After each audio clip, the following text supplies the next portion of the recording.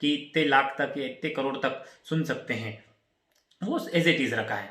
तो ये तो फर्स्ट ऑफ ऑल मैंने जो है सामान्य मित्रों को समस्या आती थी कि जीएमएफसी फर्स्ट क्लास क्या होता है, सेकंड क्लास क्या होता है, वर्ग 1 क्या होता है, वर्ग 2 क्या होता है, कनिष्ठ खंड क्या होता है, वरिष्ठ खंड क्या होता है। ये 6 शब्दों का मैंने अर्थ बताया। उसके अलावा हमें जो है कोई भी एप्लीकेशन लगाते हैं, कोई भी आवेदन करते हैं, तो उसमें संबोधन का तरीका क्या होगा। जैसे एक समस्या आती है, कब परिवादी लिखना है, कब प्रार्थी लिखना है, कब अपीलार्थी लिखना है, कब विपक्षी लिखना है, कब अनावेदक लिखना है, कब जो है प्रतिवादी लिखना है। तो इनके लिए भी हमें पहले जो है फर्स्ट ऑफ ऑल हमें ये पता करना पड़ता है कि केस किस चीज़ का है। हमें ये पता करना पड़ेगा कि केस क्या है, लिटिगेशन क्या है। यदि सिविल केस है तो मैंने अभी जो आपको पहले बताया था कि सिविल शब्दावली का उपयोग करेंगे, और यदि क्रिमिनल लिटिगेशन है तो क्रिमिनल शब्दावली का उपयोग करेंगे। उसके अलावा एक चीज़ ये भी देखना है कि हम आवेदन दे रहे हैं या केस फाइल कर रहे हैं। जैसे आवेदन यदि किसी अधिकारी को, आवेदन हम जैसे पुलिस थाना या एसडीएम साहब के यहाँ पर आवेदन दे रहे हैं या तहसीलदार महोदय के यहाँ आवेदन दे रहे हैं, तो हमें आवेदक अनावेदक शब्द का उपयोग किया जाता है।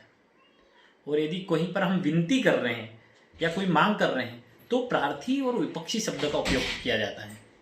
उसी तरीके से जब हम कोई दावा पेश कर रहे हैं सिविल में, तो वादी और प्रतिवादी शब्द का उल्लेख किया जाता है। एज इट इज़ यदि हम कोई परिवाद कंप्लेंट क्रिमिनल में पेश कर रहे हैं तो परिवादी और जो है आरोपी शब्द का उपयोग किया जाएगा। तो इन सब छोटी छोटी बातों का हमें कभी भी कोई कंप्लेंट फाइल करते हैं या कोई केस समझते हैं तो हमें प्रथम दृष्टया पता चल जाता है कि मामला किस चीज़ का है। जैसे ही हम देखेंगे कोई भी आवेदन, अपील, निवेदन या कोई भी डॉक्यूमेंट देखते हैं तो डॉक्यूमेंट का फर्स्ट जो होता है ना प्राइमरी पेज, फर्स्ट प्रारूप, उस प्रारूप को देखते के साथ में हमें पता चल जाएगा या किसी अधिकारी को पता चल जाता है या किसी भी न्यायाधीश को पता चल जाता है कि ये मामला किस चीज़ का है।